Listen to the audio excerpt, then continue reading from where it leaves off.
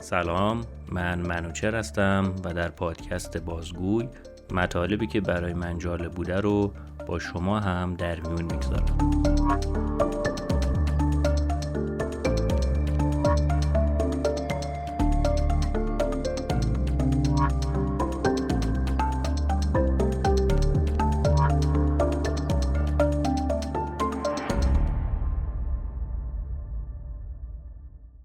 در این اپیزود که آخرین اپیزود از فصل اول پادکست بازگویه، میخوام در مورد موضوعی صحبت کنم که قرنها ذهن فلاسفه و عرفا و علمای دینی رو به خودش مشغول کرده و اخیراً هم با پیشرفت علم روانشناسا بهش پرداختن.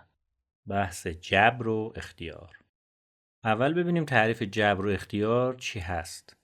جبر یعنی ناچار بودن کسی در انجام یا عدم انجام کاری. به عبارت دیگه جبر یعنی مطیع حوادث بودن به شکلی که هیچ گونه قدرت مقابله در قبال حوادث برای آدمی وجود نداشته باشه. حالا اختیار چیه؟ اختیار یعنی قدرت آزادی و انتخاب در عمل که نقطه مقابل جبر هستش. در ادیان مختلف و مکاتب مختلف بر سر این که انسان موجودی مختار یا مجبور همیشه بحث بوده. مثلا توی خود اسلام هم فرقه های مختلف بر سر این موضوع اختلاف نظر دارن. اشعری ها یا جبریون معتقدن که هر چیزی به سر انسان میاد یا هر کاری که از انسان سر میزنه در حقیقت معیشت الهی هستش و سرنوشتی که خداوند براش مقدر کرده. پس انسان در این مسیر اختیاری از خودش نداره. در برخی از عرفان‌های نوظهور هم این موضوع به همین شکل مطرح میشه، فقط به جای خدا میگن کائنات. که همه چیز در کائنات نوشته شده و تعیین شده و ما باید خودمون رو بسپاریم به کائنات و هرچی برای ما پیش بیاره خیری توشه. برعکس این گروه از مسلمان‌ها گروه دیگه هستن به نام معتزله یا مفوضه. این افراد اعتقاد دارن که خداوند در اعمال انسان دخالتی نداره و این اعمال به انسان تفویض شده و انسان در این زمینه اختیار کامل داره. یعنی انسان اصل توانایی انجام امور از خداوند دریافت کرده و در انجام اعمالش مستقله. برای همین خداوند نمیتونه مانع تحقق اون اعمال بشه. گروه سومی هم از مسلمان‌ها هستن، بهشون میگن عدلیه یا بین الامرین. این گروه معتقدن که انسان نه مختار مطلق نه مجبور مطلق، چون هم به جبر و هم به اختیار معتقدن و برای همین بهشون میگن بین الامرین. در این دیدگاه انسان موجودی مختاره، اما اعمالش به خدا هم نسبت داده میشه، چون همونطور که وجودش از خداست اعمالی که انجام میده هم وابسته به اونه و جبر و اختیار مطلق با عدل الهی سازگاری نداره. برای همینم یه اسم دیگه شون هست عدلیه.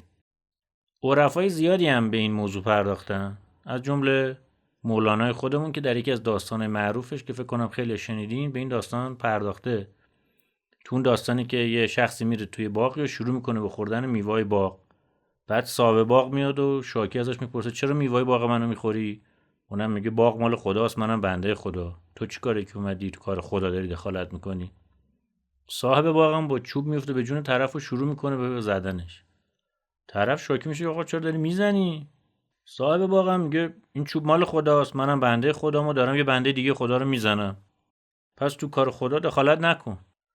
دزدم همینجوری که داشت کتک میخورد میگه گفت توبه کردم از جبر ای عیار، اختیار است اختیار است اختیار.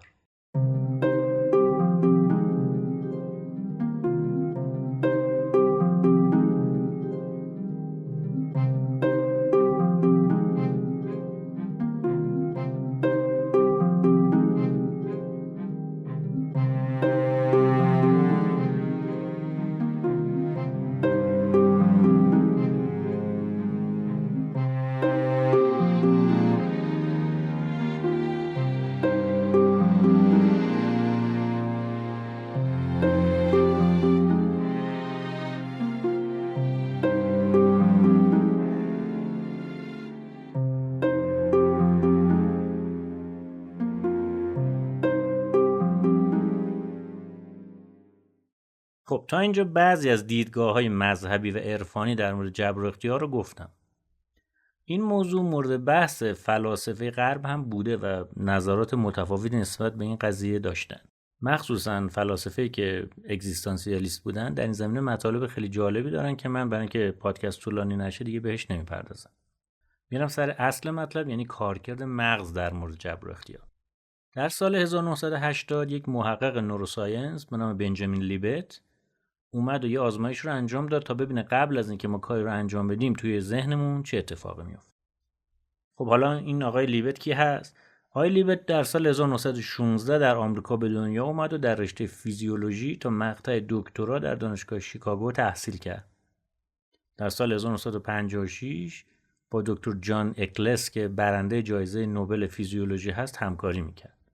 ولی در سال 1980 بود که خودش آزمایش رو انجام داد که خیلی سر و صدا به پا کرد.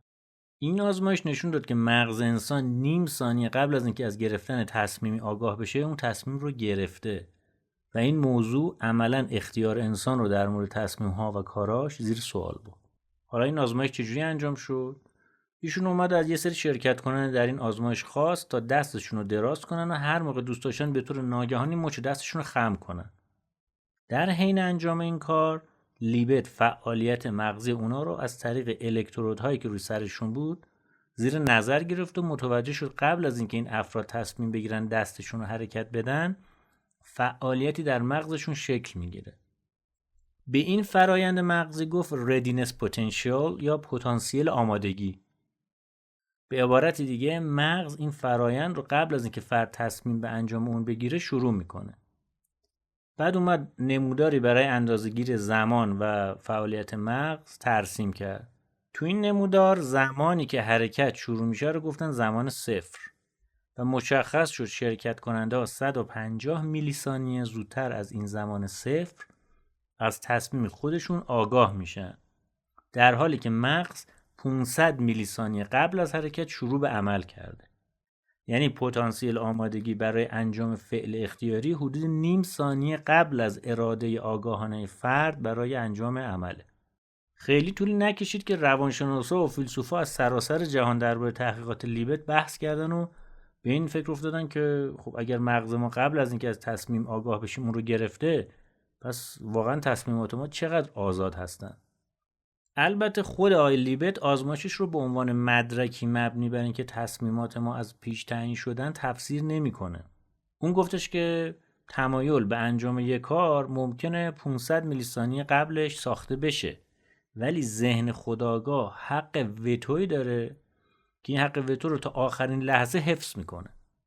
به عنوان مثال میشه تصمیم عصبی برای انجام یک عمل رو به افتادن اولین قطعه یک دومینو تشبیه کرد. تصمیم عصبی افتادن این قطعه دومینو رو آغاز میکنه، اما اینکه همه این قطعات دومینو بیفتن قطعی نیست. یعنی شخص میتونه هر لحظه قطعه آخر دومینو رو قبل از اینکه این قطار بهش برسه از جاش برداره تا پروسه ناقص بمونه و سرانجامی نداشته باشه. و همه ما هم به نوعی این وتو کردن رو تجربه کردیم. زمانایی که میل به انجام دادن کاری داریم ولی اون رو انجام نمیدیم. این پتانسیل آمادگی قبل از وتو نشان دهنده اینه که فرد خودش رو برای انجام اون کار آماده میکنه، ولی ممکن هم هست که انجامش رو لغو کنه. مثلا در مورد افرادی که دچار بیماری هستن مثل سندروم تورت که کارهای رو به صورت غیر عادی انجام میدن، اصلا هیچ پتانسیل آمادگی قبل از انجام کارشون دیده نمیشه. یه مورد دیگه این که قبل از انجام کارهای غیر ارادی مثل واکنش سریع به یک محرک هم این پتانسیل دیده نمیشه.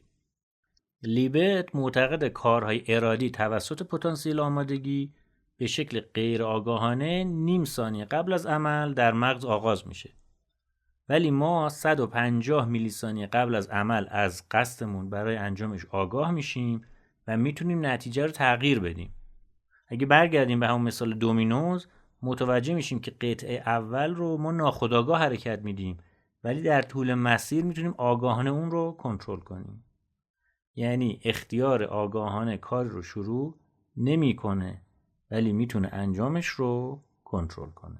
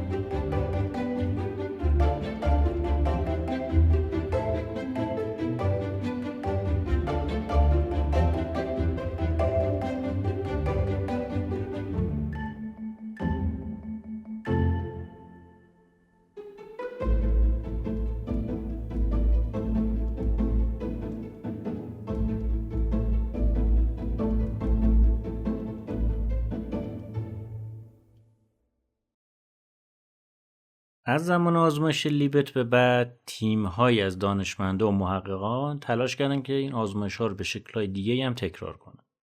با استفاده از تکنولوژی اسکن مغز، اخیراً دانشمندا آزمایش‌ها رو انجام دادن که نتایج متفاوتی داشت. و این یافته‌ها باعث شد که دانشمندای مثل پاتریک هاگارد برخی از تعاریف اختیار رو رد کنن. یه مطالعه دیگه هم که توسط جف میلر و جودی ترونا در سال 2009 ارائه شد، نشون داد که سیگنال پتانسیل آمادگی در آزمایش لیبت تصمیم برای حرکت رو نمایش نمیده، بلکه این فقط یک نشانه ای از توجه مغز. یه دم اومدن اصلا کلن به تعریف اختیاری که آقای لیبت میگه گیر دادن. گفتن که یعنی وقتی میگیم کسی اختیار داره، درست منظورش مشخص نیست. آیا این به این معنیه که طرف اجباری رو برای انجام کاری نداره یا اینکه اون شخص در اون لحظه کار دیگه‌ای میتونه انجام بده؟ آرون شورگرم از مؤسسه ملی بهداشت و پژوهش پزشکی فرانسه از یه زاویه دیگه آزمایش لیبت رو نقد میکنه و میگه تفسیر لیبت از اون پتانسیل آمادگی درست نبوده. میگه که فرض لیبت این بوده که تصمیم عصبی برای حرکت همزمان با شروع پتانسیل آمادگی هستش. اما شورگر و همکاراش یه شواهدی به دست آوردن که نشون میده پتانسیل آمادگی که قبل از حرکات ارادی دیده میشه لزوما به معنای آغاز فرایند تصمیم گیری عصبی نیست.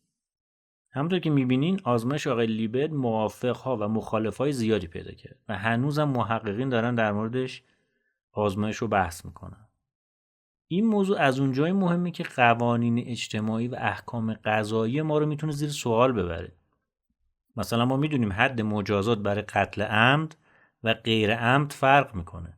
حالا اگر این موضوع ثابت بشه که ما کلا اختیاری روی کارهامون نداریم، وقت تمام کارهای خلاف قانونی که انجام میدیم غیر عمد محسوب میشه و خیلی از قوانین وقت باید تغییر کنه. حالا بشنویم یه تیکه از صحبت‌های فیزیکدان معروف آقای دکتر میچیو کاکو رو که مسئله جبر و اختیار رو از دیدگاه علم فیزیک و نظر فیزیکدان‌های جبرگرا مثل نیوتن و اینشتین رو در مقابل اصل عدم قطعیت هایزنبرگ بیان میکنه. Newtonian determinism says that the universe is a clock, a gigantic clock that's wound up at the beginning of time, and it's been ticking ever since according to Newton's laws of motion. So, what you're going to eat 10 years from now, on January 1st, has already been fixed. It's already known using Newton's laws of motion. Einstein believed in that. Einstein was a determinist. Does that mean that a murderer, a horrible mass murderer, isn't really guilty of his works because it was already preordained billions of years ago? And Einstein said, well, yeah, in some sense that's true. Even mass murderers were predetermined. But he said they should still be placed in jail. Heisenberg then comes along and proposes the Heisenberg uncertainty principle and says, nonsense. There's uncertainty. You don't know where the electron is. It could be here, here, or many places simultaneously. This, of course, Einstein hated because he said God doesn't play dice with the universe. Well, hey, get used to it. Einstein was wrong. God does play dice. Every time we look at an electron, it moves. There's uncertainty with regards to the position of the electron. So what does that mean for free will? It means in some sense we do have some kind of free will. No one can determine your future events given your past history. There's always the wild card. There's always the possibility of uncertainty in whatever we do. So when I look at myself in a mirror, I say to myself, what I'm looking at is not really me. It looks like me, but it's not really me at all. It's not me today, now. It's me a billionth of a second ago because it takes a billionth of a second for light to go from me to the mirror and back. خب این هم از آخرین اپیزود از فصل اول پادکست بازگوی. امیدوارم که از مطالبی که تو این فصل ارائه شد لذت برده باشین. من چون مدتی در سفرم نمیتونم در خدمت شما عزیزان باشم و امیدوارم بتونم به زودی فصل دوم این پادکست رو منتشر کنم. از اونجایی که تمام کارهای این پادکست رو از 0 تا 100 رو خودم به تنهایی انجام میدم، مطمئنم که نقاط ضعف زیادی وجود داره که امیدوارم با شنیدن نظرات شما اونا رو بتونم برطرف کنم. ممنون از همراهی شما. تا زمانی دیگه و اپیزودی دیگه، خدا نگهدار.